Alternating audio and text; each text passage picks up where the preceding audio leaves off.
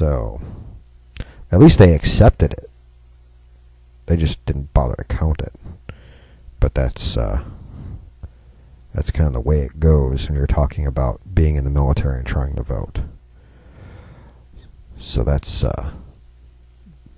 that news. So what do you all think about that? Leave some comments below the podcast, or call on in. Somebody call in 520-226-8567 and tell me what you think, how you feel.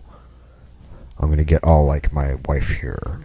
How do you feel about that?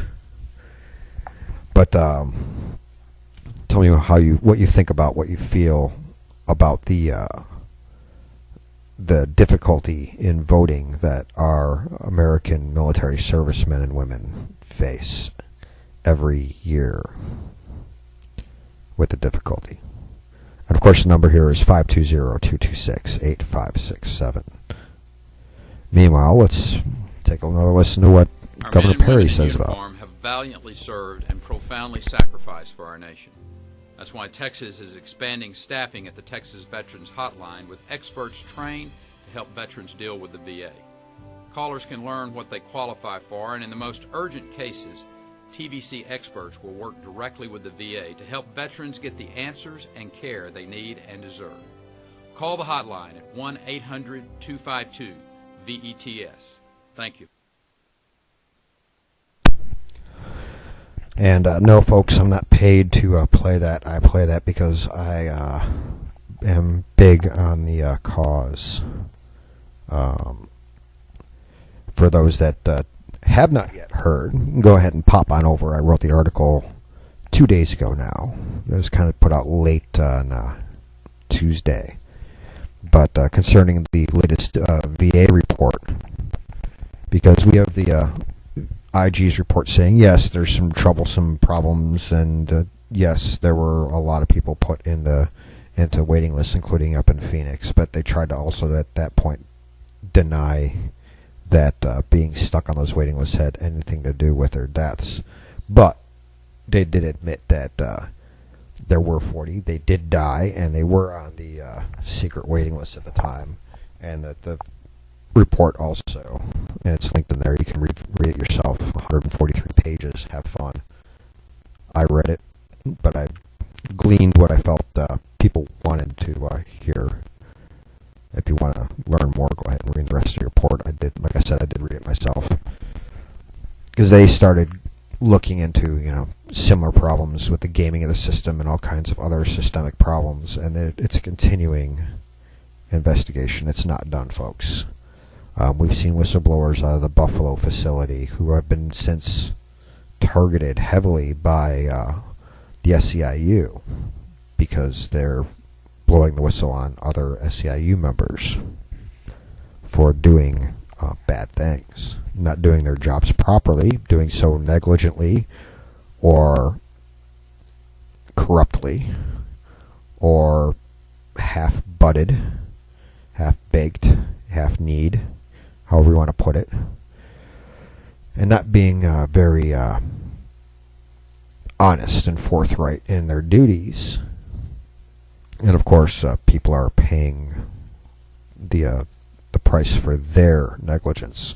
And because this is the VA, it's very difficult to sue the VA for malpractice, especially when you have the sterilization facility, the one that's supposed to clean all the instruments and pack them, who's not packing, is forgetting to put things into packages, or is packaging things that haven't even been cleaned and still have pieces of human body or pieces of human waste attached to them, and they're being labeled as clean and being packed off and sent back into the surgical ward when they're full of bad stuff.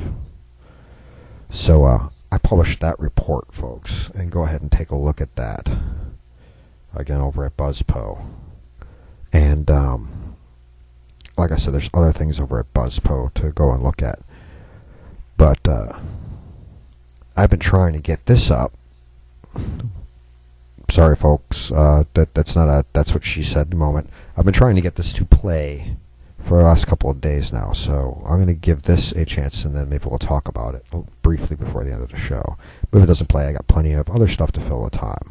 But I'm talking about the meeting down in Houston between C.J. Grisham and the Open Carry Texas crowd and the local Black Panthers so-called community organizers, community leaders.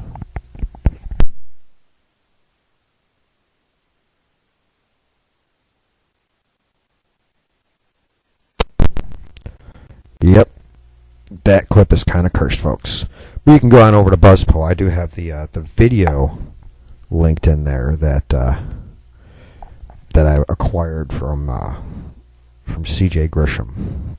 You can go ahead and go over to BuzzPo and actually listen to that if you haven't already, and see where the real racism and the real race-based arguments originated in that whole discussion, because they did not come from open carry at all. And Open Carry Texas has people of every race, or so-called race, every ethnic background. I shouldn't say everyone because there's so many, but they have of the general collectivist labels. There's Asians, there's Middle Easterners, there are Latinos, there are Hispanics, there are Europeans, there are Native Americans, there are Africans, and I'm sure there are some people who are the indigenous aboriginals from down under that may be members as well. Really don't know.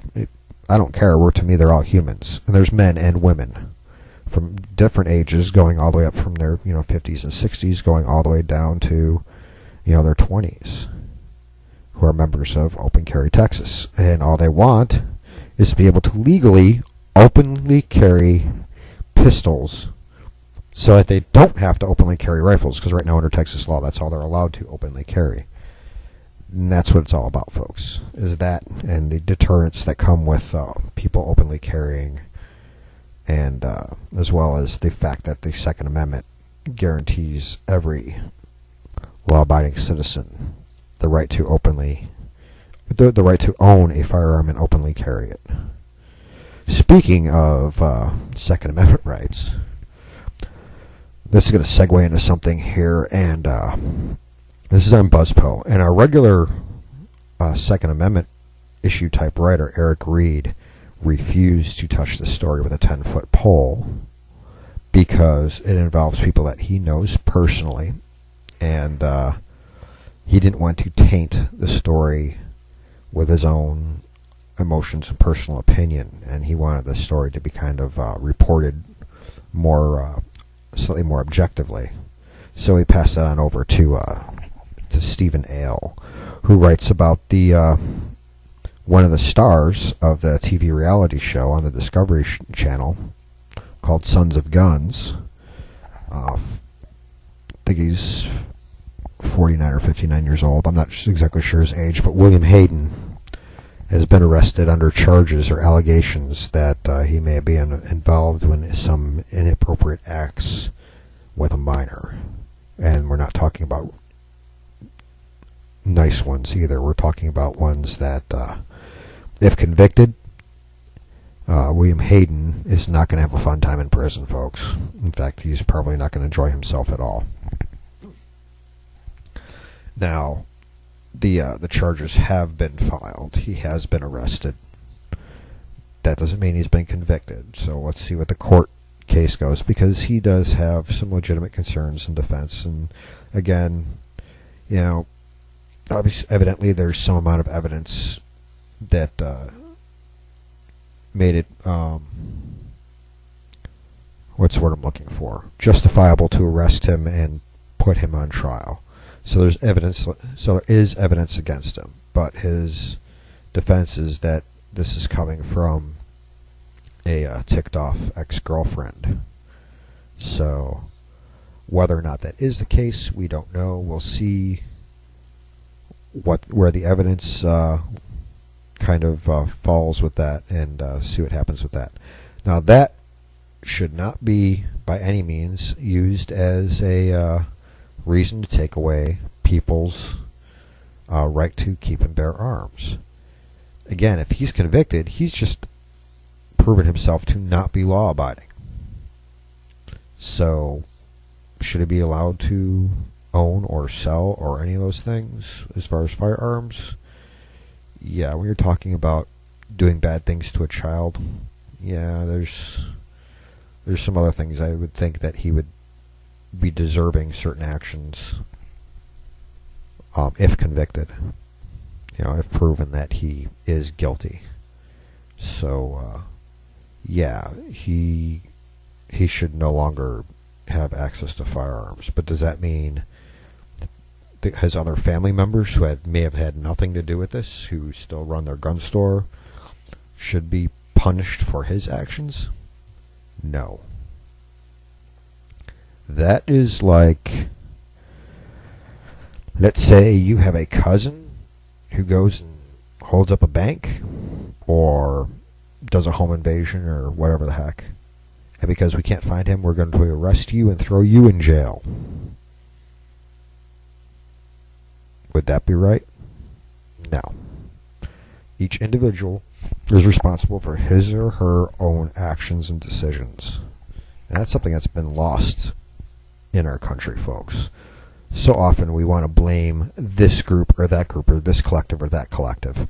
And of course that all comes from the collectivist ideology. That's what they want. That's what they're trying to teach you in school. Everybody's part of some group, some collective, some team. Nobody is responsible for their own individual actions. It's always this group or that group. And you're always a victim because you're a member of this group and this other group is oppressing you. Bull squeeze. Crap. You have one bad person doing bad things. And yes, you can end up having a group of bad people because you have one bad person and a couple of other bad people, or maybe just some stupid people who don't know any better, jumping in and following the bad person and doing bad things. But they still were decided on their own to follow that one bad person. Every person makes up their own mind what they're going to do, who they're going to follow, whether they're going to be moral and right, or whether they're going to succumb to evil and wrong. It's an individual, personal decision. Nobody is holding a gun to their head and telling them, you will do evil. If somebody were holding a gun to your head and telling you to do evil, you still have the choice to do good. Yes, you may die in the process. Of course, then again, you may shove that firearm up that bad person's backside and turn the tables on them, if you are trained in doing so and confident enough in doing so and get the opportunity. But anyway, you still have a choice. Might not be a very pleasant one, but it's still a choice. So it all comes down to that individual choice, that individual responsibility, that individual action, and the fact that as adults we are responsible for what we choose. Well, William Hayden, what he did or did not do is still, like I said, subject to evidence and rule of law and trial. But that what he may have chosen to do as an individual adult should not directly affect those who had nothing to do with it. Now, if they knew about it as well and turned a blind eye, that was a choice, but that was their choice to, as the saying goes, all it takes for evil to prevail is when good people notice it but do nothing.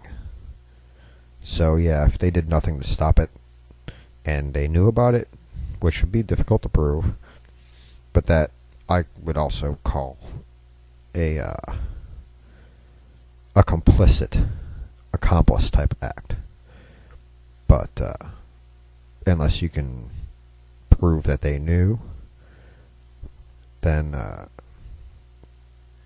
maybe not so much. But well, folks, I'm trying to look to see what else we could talk about for the last couple of minutes of the show. We have about 5 minutes, folks. So if somebody wants to call in real quickly, the number here is 520-226-8567.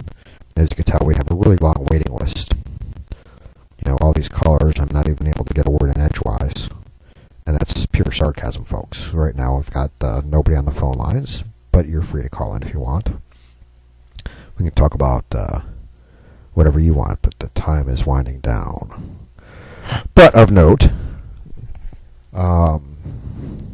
another little thing to think about when we're talking about kind of sort of Second Amendment related things is another article over at BuzzPo for you to look at. Evidently, up in Omaha, they were doing an episode of the Cops TV show, and the Omaha cops in Omaha, Nebraska, shot Brian Dion during a Wendy's robbery that occurred at 43rd and Dodge Street.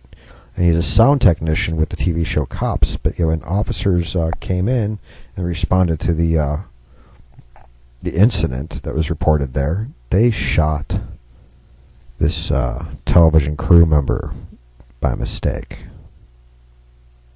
So, well, there's an interesting one for you folks. Some irony. And then all sorts of other stuff in there. Texas dad went to trial on a suspicion of murder for killing the drunk driver who killed his children, his sons. And he was acquitted as of yesterday, August 27th. The jury decided to acquit the man because he may have been vengeance or revenge, vigilantism, but could also have been, I guess, viewed as a defense of family. Kind of depends on how the jury took it. But he did it pretty much in reaction to the accident that killed his kids. It wasn't like a day or two later. It was that day. Verdict was read, and he could have been sentenced to life in prison. Instead, he was acquitted, and he and his wife hugged each other. Part of the reason why this is just 30 miles outside of Houston, but other things where that kind of kept the jury from convicting. There were no witnesses. There was no evidence that directly linked the father to having pulled the trigger. The defense suggested that the man who was shot and killed could have been killed by his own cousin or half-brother. And so there was enough reasonable doubt as far as who pulled the trigger there. And the defense claimed that the client didn't own a gun, and there's no way that he could have fired a gun he didn't own. So now if he had one, it would have been unregistered or illegal. But there was no proof that he had such a weapon. And the defense used the 911 calls to suggest that there just would not have been enough time between placing the 911 call and pulling the trigger for the gentleman who was put on trial to have done the action. But go ahead and read that story. It's kind of a good news. It's kind of a good news story. It shows that justice can prevail and that the rule of law and rule of evidence rules over all. Well, anyway, folks, that brings us to the end of this show for today, Thursday, August 28th. This has been the Matuszak Show, and I have been your host for this hour. My name is Paul-Gregory Matuszak, and we'll see you all back here tomorrow morning between 8 and 9, or at your leisure when you decide to listen to the podcast. And you all have a great day, and we're going to try to end the week with a bang, so to speak, tomorrow. So you all have a great day, and we'll see you right back here tomorrow between 8 and 9 Central. All right, bye-bye.